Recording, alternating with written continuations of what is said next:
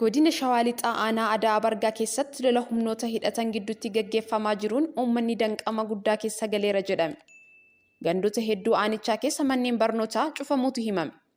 Gama Salaaleen aanaalee Dagam, Dharraa, Hidha Bu'aa Bootee, warra Jaarsoo, Kuyyuu, Yaayyaa Gullalleetti immoo waraanni mootummaa meeshaalee gurguddaadhaan gandoota baadiyyaa fi qe'ee qonnaan bultootaa haleeluun miidhaa gurguddaan qaqqabee jedhame.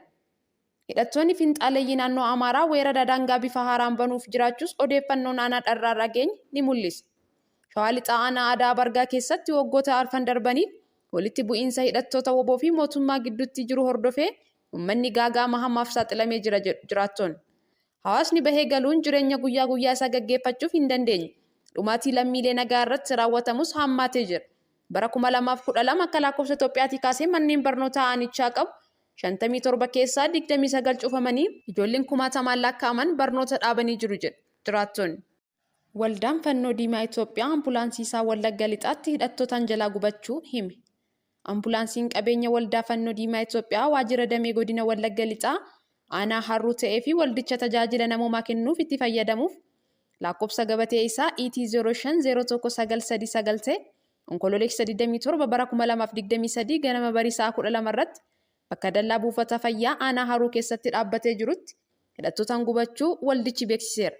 Waldichi gochoonni akkanaa waliigalteewwan idil-addunyaa Itoophiyaan mallatteessite kan cabsuu fi seera biyyattii kan nama gaafachiisu ta'uu ibsuun keessattuu erga yeroo dhiyoos haleellaawwan konkolaataa ambulaansii irratti raawwataman tajaajila namoomaa irratti danqaa uumaa jiru jedheera. Haleellaan ambulaansii irratti raawwatamu akka haleellaa haadholii daanii irratti raawwatamu ta'uu qaba. Qaamni hunduu beekuu qaba jechuun hubachiiseera. TPLF akka kaleessa fuula feesbuukii isaa irratti ibsetti sanbataa fi dilbata magaalaa Maqaleetti walga'iin akka gaggeeffamu beeksise.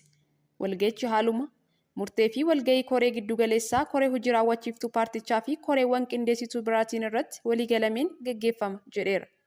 Haa ta'u malee kaayyoo fi adeemsa walga'ichaa faallessuun oduuwwan sobaa tamsaasamaa jiraachuu himuu barbaanne jedhan.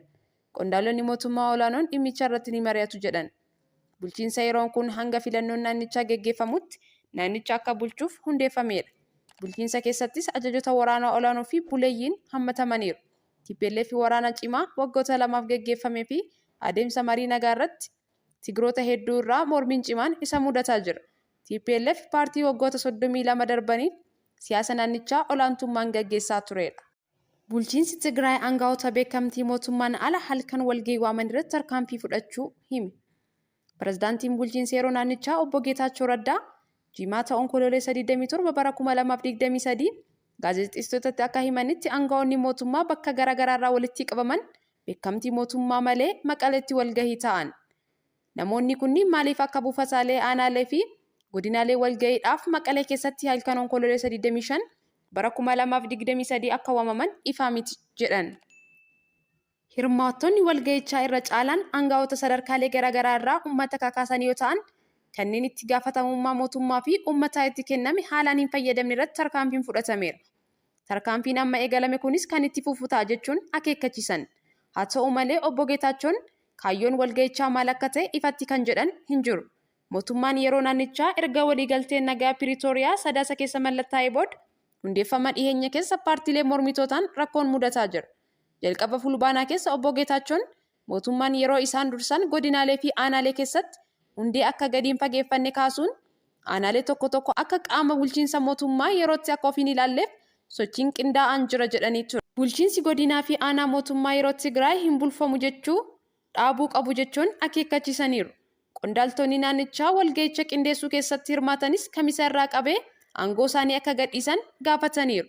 Obbo Geetaachoonis bakka aangaa'onni taayitaa isaanii dhiisan atattamaan bakka akka buusan waadaa seenan. Pirezidaantiin bulchiinsa yeroo Tigraay obbo Geetaachoon aangaa'ota gurmaa'insa hawaasaa godinaalee 6 aangoo irraa kaasuu isaanii sabaa himaaleen naannichaa gabaasaniiru. Kaayyoon namoonni kunniin rakkoolee lafarratti nu mudataa jiru furuurra kaayyoo maaliif Maqaleetti akka walga'uu barbaadan ifaa miti jedhan obbo Geetaachoon. Raashiyaan loltoota adda waraanaa irraa baqatan ajjeesaa jirti. USA. Raashiyaan loltoota ishee adda waraanaa cimaa Yuukireen gama bahaa jiru irraa baqachuuf yaalan ajjeesaa jiraachuu White House hime.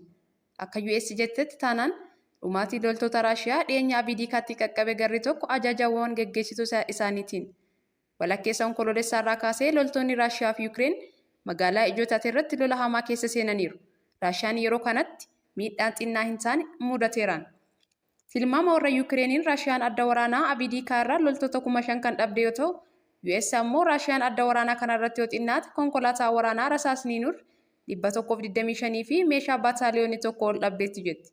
Dubbii himaan humna waraana Yukireen akka jedhutti miidhaan guddaan waa irra gaheef loltoonni Raashiyaa dhiyeenya Abidiikaatti Yukireen keessa seenanii loluu didaa jiru. Gareen isaanii tokko tokko keessaa ammoo fincilli iyyuu ka'eera jedha qondaalli Yukireen kun. Humnoonni Raashiyaa akkuma haleellaa ganna darbee geggeessan jalaa fashalaa'e ammas leenjiif meeshaa gahaa osoo hin qabaatiin osoo hin qophaa'in bobbaafamu jedhu dubbii himaan mana maree nageenya biyyaalessaa Joon Kibrii ibsa kamisa baasaniin. Humni waraana Raashiyaa tooftaa dambalii uummata isaa jedhu sana waan fayyadamaa jiru fakkaata. Calluma jedhanii waraana kana lola leenjii gahaa osoo hin fudhatin itti oofu jedha. Abidiikaan magaalaa uummanni 30,000 keessaa godaanee fi humnoonni Raashiyaa osoo walirraa hin kutin haleellaa irratti geggeessaa turanidha.